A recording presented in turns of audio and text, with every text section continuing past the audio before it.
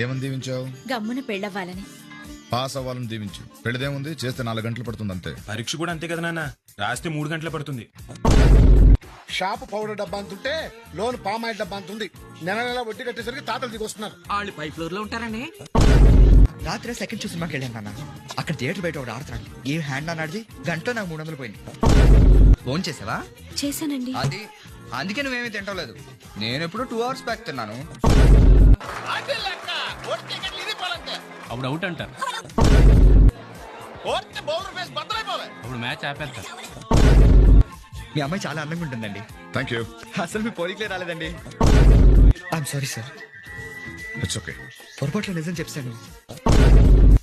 రంగమ్మా, అయ్యగారు వచ్చే టైం అయింది, కాస్త డైనింగ్ టేబుల్ సర్దు. మావయ్య గారు, ఎరా లైసెన్స్ ఉందా? లేదు. ఏ ఇవే కదా, ఏ ఆర్టీఓ ఆఫీసర్ అన్నా ఆపితే పరిస్థితి ఏంటని అడిగానంతే. ఓ పుల్లో సగం ఆర్టీఓ గడే తినేసాడు. ఈ టైంలో పెట్రోల్ అయిపోతే చచ్చిపోతారా బాబు. నర్మయ్ సర్లే కానీ నీళ్ళు తాగేసే బాటిల్ పడే.